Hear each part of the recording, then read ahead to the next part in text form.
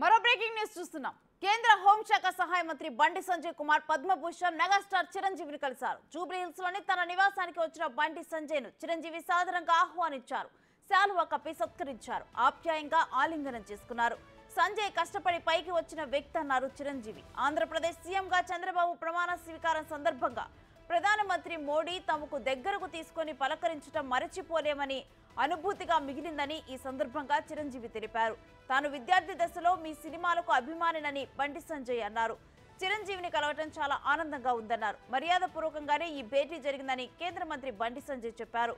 ఆంధ్రప్రదేశ్లో TDP, BJP, Janasena కూటమి మంచి ఫలితాలను ఇచ్చిందన్నారు. ప్రజలకు మంచి పాలన అందిస్తారనే ఆశాభావాన్ని వ్యక్తం చేశారు. కాసేపు ఇద్దరు దేశ, రాష్ట్ర రాజకీయాలపై ముచ్చటించుకున్నారు.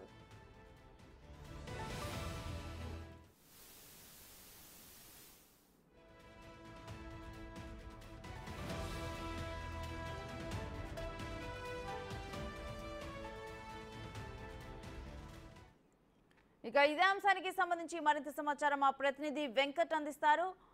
వెంకట్, చిరంజీవి, బండి సంజయ్ వీరిరువురి భేటీ గురించి డీటెయిల్స్ ఏంటి?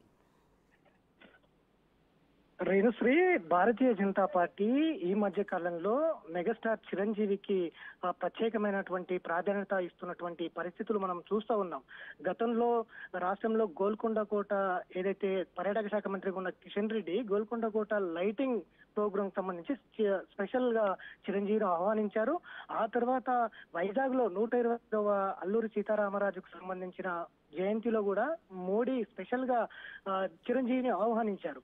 ఇట్లా మెగాస్టార్ చిరంజీవి ప్రతి బీజేపీ చేసే ప్రతి ప్రోగ్రామ్ లో ఇన్వాల్వ్ చేస్తూ బీజేపీ వస్తూ ఉంది. ఈ ప్రోగ్రామ్ అనంతరం వెంటనే దేశంలో ప్రతిష్టాత్మకంగా ఉన్నటువంటి పద్మ విభూషణ్ అవార్డు కూడా ఆయనకు వచ్చింది.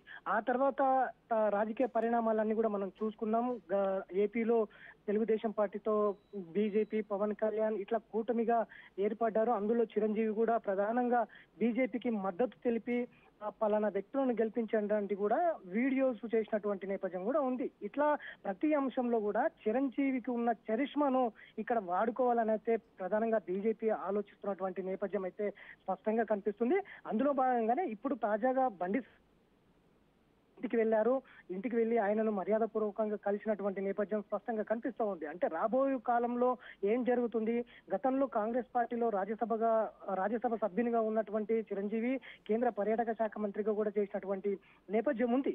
ఇప్పుడు బీజేపీతో ఆయన మద్దతుగా ముందుకు వెళ్తున్నటువంటి తీరును చూస్తుంటే కనుక గతంలో చిరంజీవి చరిష్మను బీజేపీ వాడుకుంటుంది. కాబట్టి రెండు తెలుగు రాష్ట్రాలలో చిరంజీవికి ఎలాంటి హోదా కల్పించబోతుంది? రాజ్యసభ సభ్యునిగా ఇస్తారా, లేదంటే ఇంకా ముందుకు మెజారిటీగా ఆయనకు హోదా కల్పిస్తారా అనేది అయితే ఒక స్పష్టంగా కనిపిస్తా ఉంది. ఎందుకంటే గతంలో మొన్న గెలిచినటువంటి టీడీపీ, ఇటు బీజేపీ, పవన్ కళ్యాణ్ కూటమిలో కూడా మోడీ పవన్ కళ్యాణ్ ను ఇటు చిరంజీవిని ఇద్దరిని రెండు చేతులు పైకెత్తి ఒక హల్చల్ చేసినటువంటి ప్రాధాన్యత ఇచ్చినటువంటి నేపథ్యం స్పష్టంగా ఏపీలో మనం చూసినాం.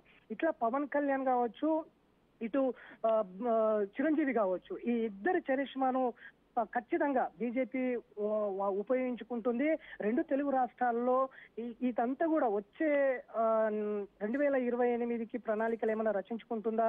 వీళ్ళిద్దరు చరిష్మని బీజేపీ ఏ విధంగా ఉపయోగించుకుంటుంది? ఈ మధ్యకాలంలో చిరంజీవి బీజేపీతో చాలా దగ్గరగా మూవ్ అవుతున్నటువంటి నేపథ్యం కనిపిస్తా ఉంది. ఇప్పుడు ఎందుకంటే కిషన్ రెడ్డి చిరంజీవితో ఒక వీడియో తీసుకోవడం కావచ్చు, ఇంటర్వ్యూ తీసుకోవడం కావచ్చు, బండి సంజయ్ కలవడం కావచ్చు, మోడీ కలవడం కావచ్చు, రాష్ట్రానికి వచ్చిన బీజేపీ నేతలందరూ కూడా చిరంజీవిని కలవడం కావచ్చు, అంతా కూడా చిరంజీవికి బీజేపీ చిరంజీవి చరిష్మను వాడుకుంటుంది. భవిష్యత్తులో ఆయనకు ఎలాంటి హోదా కల్పించబోతుంది అనేది అయితే ఒక ఉత్కంఠ అయితే నెలకొని ఉందని చెప్పుకోవచ్చు. Renusri, thank you Venkat.